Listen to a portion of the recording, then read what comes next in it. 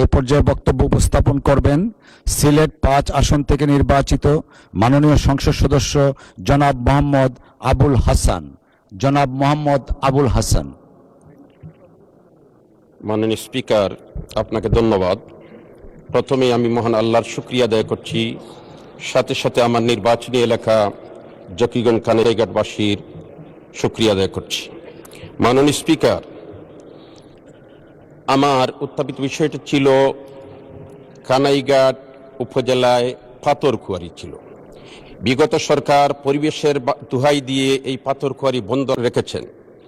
আমি চাই এই পাথরকুয়ারিটা পরিবেশ রক্ষা করে দ্রুত সময়ের মধ্যে পাথর উত্তোলন করার ব্যবস্থা করা হোক, কেননা এর পরিপ্রেক্ষিতে হাজার হাজার শ্রমিক আজকে দিশাহারা হয়েছে।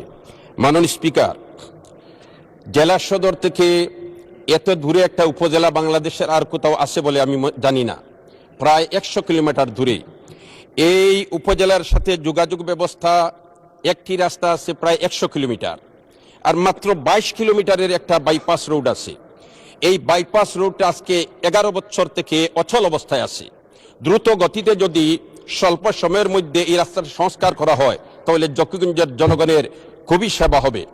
সাথে সাথে কানাইঘাটের গাজী বুরহান উদ্দিন একটা রোড। মাননীয় সদস্য, আপনার নোটিশের সাথে মিল রেখে দয়া করে বক্তব্য উপস্থাপন করেন। ধন্যবাদ। ধন্যবাদ।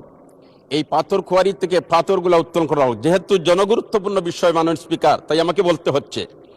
আমাদের বাংলাদেশের মানচিত্র রক্ষা করা আমাদের সাংবিধানিক দায়িত্ব, কিন্তু আবার নির্বাচনী এলাকায় সীমান্ত রেখা কুশিয়ারা নদী, এই কুশিয়ারা নদীর বাঙ্গনের পরিপ্রেক্ষিতে বাংলাদেশের মানচিত্র পরিবর্তন হতে যাচ্ছে। অতএব জরুরি ভিত্তিতে সুরমা এবং কুশিয়ারা নদীর বাঙ্গন প্রতিরোধের ব্যবস্থা করে বাংলাদেশের মানচিত্রকে রক্ষা করা হোক।